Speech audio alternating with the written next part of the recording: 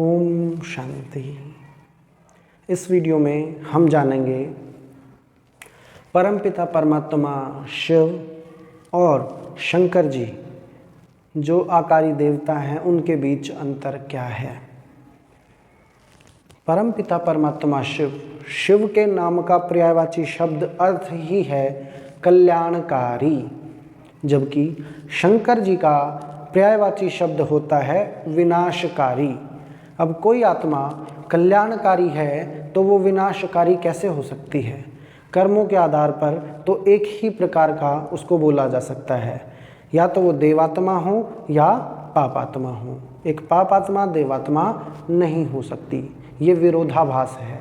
इसी प्रकार परमात्मा शिव कल्याणकारी हैं तो वो विनाशकारी नहीं हो सकते, क्योंकि या तो विनाश होगा या कल्याण होगा। शंकर जी आकारी देवता हैं, इनका आकार है, ये सूक्ष्म वतन में निवास करते हैं। जब इस सृष्टि का विनाश हो रहा होता है तब इनका यौगिक लेवल पीक पर होता है। इनकी यौगिक अवस्था बहुत उच्च कोटि की होती है और इन्हीं की ऊर्जा से पूरे विश्व में विनाश की ज्वाला भड़कती है। इनके मुख पर तीसरा नेत्र दिखाया जाता है। वास्तविकता में तीसरा नेत्र नहीं होता किसी भी मनुष्य के शरीर में, लेकिन ये तीसरा नेत्र ज्ञान का नेत्र है, जो परमपिता परमात्मा शिव जब इन्हें यौगिक ज्ञान देते हैं और जब ये यौगिक अवस्था के फाइनल स्टेज पर पहुंचते हैं तब इनका ज्ञान नेत्र खुलता है और वही ज्ञान गंगा इनके मुख द्वारा जहाँ भी ये जाते हैं वहाँ बहाई जाती है। इसीलिए इनकी जटा में गंगा दिखाई जाती है। वास्तविकता में गंगा ज्ञान गंगा है, ज्ञान की गंगा। जिस गंगा में हम स्नान करेंगे तब हम पावन बनेंगे, क्योंकि अगर कोई व्यक्ति गलत कर्म करे और उस पानी की गंगा में जो हमारी धरा पर बहती है उसमें नहाए तो तन का भी मैल साफ नहीं होता ढंग से, तो मन का कैसे होगा। यहाँ बात है ज्ञान की गंगा की। अब वो ज्ञान की गंगा क्या है? ज्ञान की गंगा हर वो नॉलेज है जो आपको गलत कर्म करने से रोके। जैसे आपने सिगरेट पीना स्टार्ट किया और आपको किसी डॉक्टर ने बताया कि आपको ये सिगरेट इस कारण से नहीं पीनी चाहिए, इससे कर्क रोग होता है, कैंसर हो सकता है, आपको गैस बन सकती है, जॉइंटों में पेन हो सकता है, फेफड़े खराब हो सकते हैं, एटसेट्रा एटसेट्रा। तो ये ज्ञान मिलने के बाद जब मनुष्य अपनी सिगरेट पीनी छोड़ देगा, मतलब उसने गलत कर्मों को छोड़ दिया, वो उस ज्ञान गंगा में स्नान कर चुका और स्नान करने से उसने अपने मन की स्थिति को बदला और उसने अपने अंदर बदलाव लाया। तो इसी को ज्ञान गंगा बोलते हैं। तब ये ज्ञान जब हमें मिलता है तब हम सुधरने लगते हैं, सही रास्ते पे चलने लगते हैं। और जो मनुष्य सही चलते हैं वही समझें कि हम ज्ञान गंगा में स्नान कर रहे हैं, जो स्वयं परमात्मा की बहाई हुई है। तो ये ज्ञान गंगा इस चीज़ का प्रतीक है। ये त्रिशूल इनके पास दिखाया जाता है। त्रिशूल भी इनका अलंकार है। त्रिशूल का अर्थ है कि जब ये यौगिक अवस्था में संपूर्ण होते हैं तो पूरे तीनों लोकों में इनकी ज्योति प्रकाशमान रहती है। तीनों लोकों में ये सर्वश्रेष्ठ रहते हैं। वास्तविकता में ये जो त्रिशूल है ये इनकी नाड़ियों का प्रतीक होता है। इसमें जब आप किसी योगी से पूछेंगे जो ध्यान लगाते हैं तो वो तीन प्रकार की नाड़ी आपको बताएंगे, इंगला, ईड़ा और सुषुम्ना।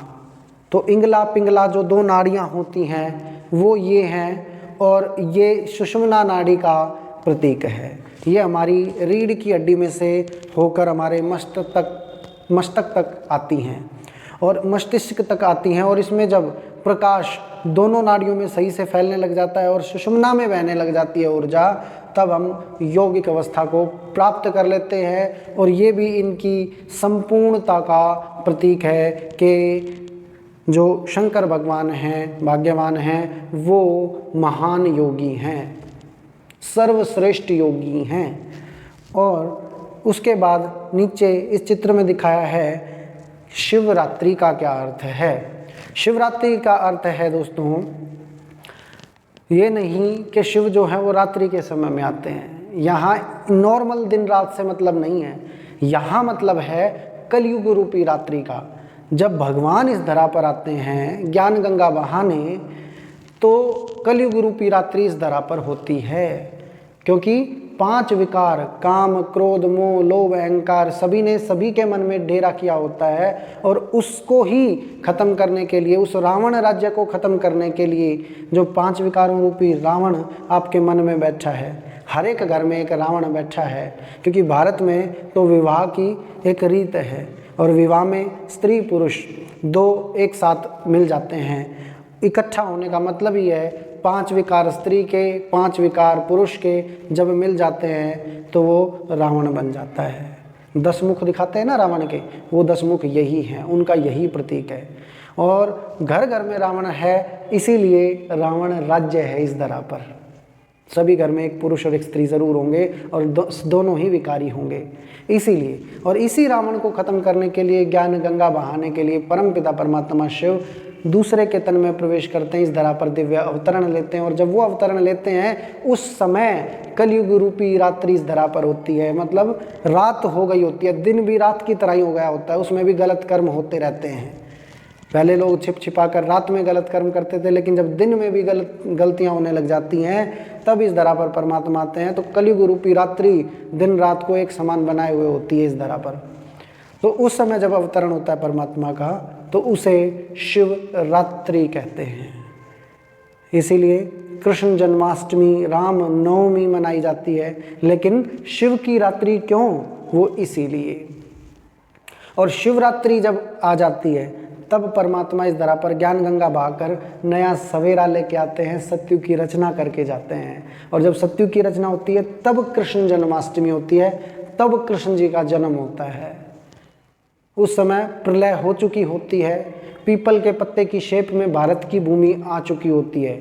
भारत, पाकिस्तान, अफगानिस्तान आदि आदि देश ऐसे सारे बच जाते हैं। चाइना ने जो हमारा हिस्सा हड़प लिया, वो हिस्सा भी भारत के अंदर मिल जाता है, और भारत की शेप एक पीपल के पत्ते की तरह हो जाती है। और सारी भूमि जितनी भी है, अमेरिका और दूसरे आदि देश, सभी बॉम्ब्स गिरने की वजह से धरती उनकी नीचे चली जाती है तापमान के कारण, और उस पर ग्लेशियर पिघलकर सारी में पानी फैल जाता है। इसको प्रलय का समय बोलते हैं। और जब ये समय आता है तो उस समय के बाद कृष्ण जन्माष्टमी होती है, कृष्ण जी पैदा होते हैं। बाहरी विनाश के बाद कृष्ण जी इस धरा पर आते हैं, और उनके आने से पहले जब ये धरा चल रही है, जो ये समय चल रहा है, इसमें ये ज्ञान गंगा बहाई जाती है जो आप लोग सुन रहे हैं। उम्मीद करता हूँ दोस्तों आपको बहुत अच्छे से शिवरात्रि का अर्थ और शिव और शंकर दोनों में अंतर समझ में आया होगा। शिव परमात्मा परम धाम के निवासी हैं, जबकि शंकर जी आकारी देवता हैं, सूक्ष्म वतन में निवास करते हैं। शिव निराकार हैं, शिव का अर्थ ही है कल्याणकारी, जबकि शंकर जी का अर्थ विनाशकारी होता है। शंकर जी रचना हैं, जबकि शिव रचयिता हैं। शिव ने शंकर जी को रचा। त्रिमूर्ति शिव इसीलिए बोलते हैं उनको, क्योंकि उन्होंने ब्रह्मा विष्णु महेश की रचना की। अगली क्लास अब कल्प वृक्ष सृष्टि चक्र आदि पर होगी, वो भी तीनों एक ही क्लास में लूँगा। चलिए आज्ञा दीजिए। ओम शांति।